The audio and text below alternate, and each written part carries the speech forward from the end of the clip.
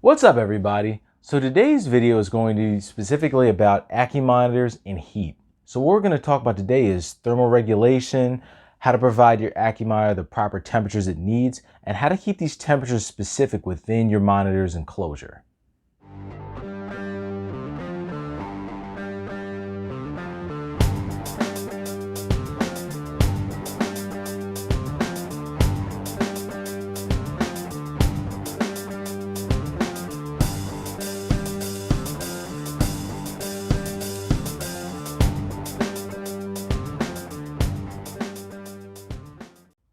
Alright, so we're going to start this video talking about the outside to the inside of the enclosure. So the first thing I'm going to talk about when it comes to maintaining heat for an Ackie monitor is, of course, the enclosure itself. Now, as I've said before in other videos, a glass enclosure is not going to hold heat as well as a water PVC enclosure. The reason being is because heat can pass through this material much quicker than it can through this material here. So with that being said, just keep in mind, those are the better things you can build an enclosure out of. So PVC, wood, okay? So that's to start off with. Another thing that we're going to talk about today is the difference between the ambient temperatures and the basking spot. Now, the cool side of my enclosures tends to be around the low 80s to the high 70s. And the ambient temperature around the warm side of my enclosure tends to stay about 90 to 95 degrees, depending on where you're at, right? But there seems to be some confusion that I see a lot of people asking when it comes to the difference between the ambient temperature and the basking temperature. Ackie monitors live in rock outcrops out in Australia. And the thing is, those areas are going to have a very high basking temperature for the surface of the basking spot. And that's what we're trying to mimic in the wild. Hey buddy, you want a roach? Want a roach? Come here. Keep him distracted for a little bit. There we go. Cool. All right. And the thing is, if you look at my enclosure, guys, and you look at what I have for the basking spot, and this is going to hold true for other reptiles as well. If you see, I got some nice flat slate right here, right? Now you might be wondering, why do you have slate there? And why are you using stone right under your animal's basking spot? It's because in the wild, where these animals live, especially Ackie monitor, since it's a lizard that literally lives around rock outcrops, this is going to mimic the surface of what it's going to bask on in its natural environment. Remember, our ambient temperatures are different than our surface temperatures. Surface temperature is the temperature of the surface. Let's just say you were going to hit this thing with a heat gun, like I'll do now as a demonstration. This is the temperature of the actual basking spot. See it there? See, about 145 degrees there. If I move more towards the center of where the beam of light is, it's about 161, right? But the ambient temperature on the warm side of my Ackie monitor's enclosure is around 90 to 95 degrees, depending on how far you're going towards the middle. And like I said before, the cool side stays around the low 80s to the high 70s at night. And the thing is, the stones are great because they absorb heat throughout the day from the basking light. So that way this animal has a nice hot surface for it to lay on, bask, absorb that heat, digest its food properly, and get its metabolism up so that way it can be active throughout the day. If you were to use, let's say, plain dirt or whatever substrate you're using for your Ackie monitor's basking spot, what you're going to basically do is you're just going to have dry dirt underneath your animal's basking spot that isn't going to absorb the heat and hold a nice hot temperature for this animal to lay on. And remember, guys, don't be too worried when you see the basking spot being around 145 to about 160 degrees, which is the range that I like to use, because the thing is, Ackie monitors don't bask for a very long time. They're going to run towards the basking spot, they're going to lay there, stretch out, absorb all that heat, and they'll only lay there for a few moments at a time. at the most maybe about 5-10 minutes if the light just came on in the morning.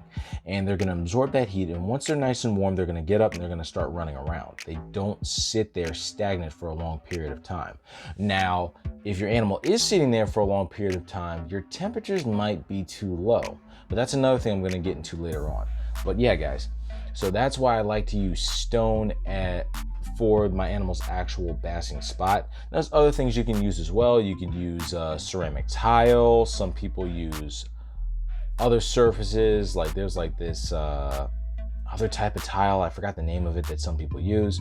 But since these guys do lay on hot stones out in the wild, that's what I like to provide for my Ackie Monitor. The positive about this as well is these stones under the basking spot, hey buddy, are going to absorb heat throughout the entire day. So during the nighttime, this animal can decide where it wants to sleep. So let's just say the temperature of my bedroom drops to a certain temperature at night, right? Well, I already have an enclosure that has a ceiling top on it, so the heat's not going to escape as quickly, right? And we're talking about for the entirety of the enclosure, right? But around the basking spots where it's going to be the warmest. So let's just say my Ackie Monitor is sleeping and he decides, okay, well, the enclosure's pretty warm, but I'd like to sleep in a warmer spot. You can literally curl up right next to these stones in the corner here and decide to take a nap there. And it doesn't have to be during the night.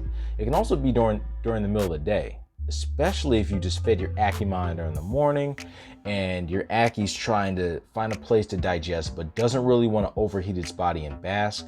And that's one reason why it's also a good idea to have multiple layers and different surfaces where your Ackie Monitor will bask.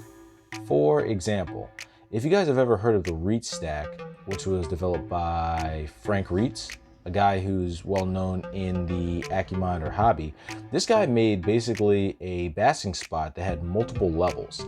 And there's many different ways you can design one, but the point of that is the highest spot being where the heat is absorbed, and level after level after level, it gets a little bit cooler. And what that does is it provides multiple basking areas of different temperatures for your Ackie Monitor to lay in and absorb that heat. It's also good if you keep a trio of Ackies, because then they're not all fighting over a basking spot. There's multiple places where everybody can get some heat. So it can actually help your Ackies have a much better attitude with their enclosure mates while you're keeping them together, if that's what you decide to do. Now, another thing I'm going to talk about is the actual basking bulb itself.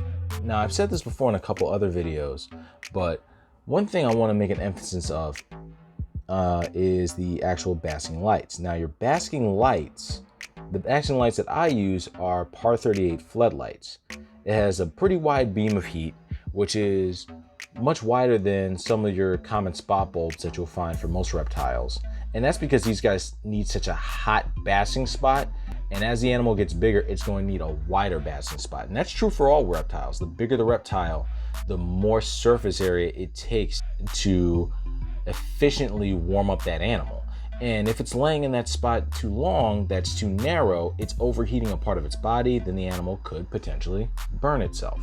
So that's why I like to use these. Now, granted, I don't keep them too close. What I do with my bulb is I keep it around 11 inches away from the basking spot, just so that way there's enough space where this isn't getting too hot, but it's close enough where it's also nice and warm.